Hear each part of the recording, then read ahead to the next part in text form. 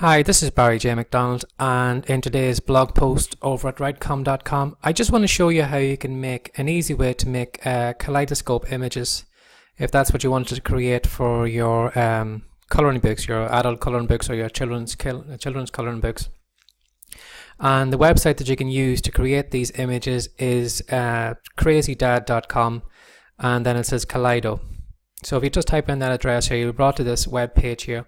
And from here then you can create any kind of, tons and tons of images that you can, download and put into your, adult colouring book, or as I said, your children's colouring book. So it's just an easy way to make kaleidoscope images. So I'm just going to show you an example here. In this case, the web owner gives you these kind of images just for starters to get you going, just to see what it can do. So in this case, it's just this flower pattern, and then you can select that how many segments you want in your kaleidoscope. So for example, if I wanted more pieces, I would select this one.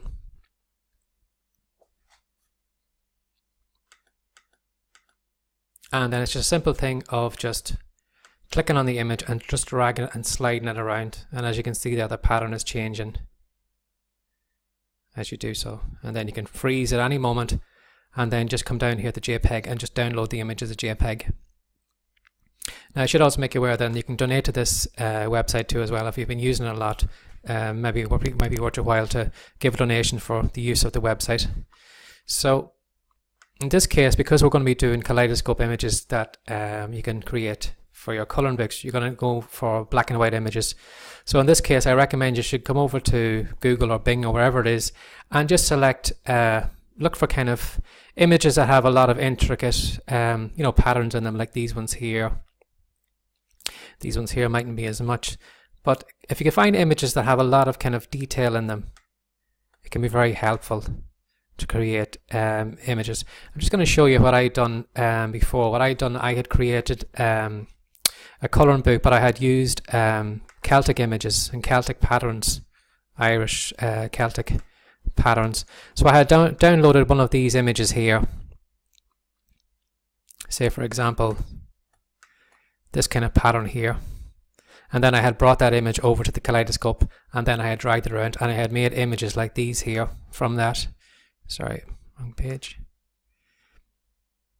These images here, and I had created that simple image from just using one of those Celtic images and putting in the kaleidoscope thing and dragging it around, and then I could make tons of different creations just from using the one image over and over and over again. So I'm just going to show you how you can do it. So in this case, I have picked out this pattern here, this one here. Now this one is copyrighted and it's in deposit photo, so I don't recommend you should use copyrighted images, but I'm just going to use this just as an example. So just pay attention to copyright too when you're using the images. But then in another case then, because these images you're going to create are going to be totally unique and are going to look completely different than what this image actually looks like. It's not going to look the same. So if you wanted to do that, you can possibly do that, but just make you aware of that, some of these images are copyrighted and it could get you into trouble. So I don't know if you don't want to get into trouble creating images for a colouring book, whether it's worth it, but I'm just going to show you how I'm going to use this image and just make totally unique images. Now I have taken this image. Unfortunately, you can't upload your image to the website here. You actually have to give in the full domain name. Now you can't take the domain name or the full web address this image is at, copy this and paste it and come over here. You're going to have to upload it to your own website, your own blog or whatever, and then use that that web address in here and then just click load. I'm just going to put that image in here just to show you. I'm just going to click load and then the image will just come here.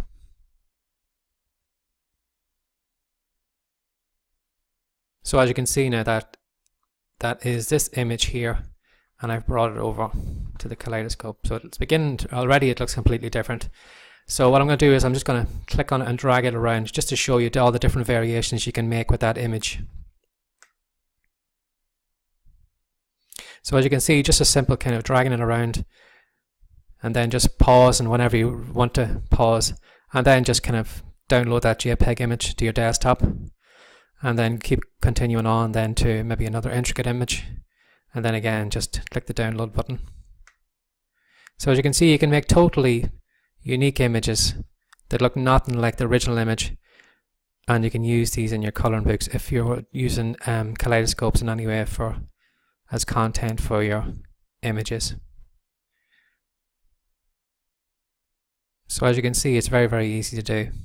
But again, you're going to have to take that image over to your website or your blog or whatever, and then put in the full web address here.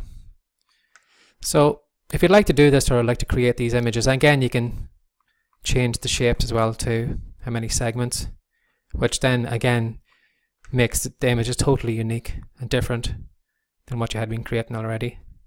For example, this one looks like this. If I had the pentagon shape, and then if I go over to this one, you see again it looks completely different.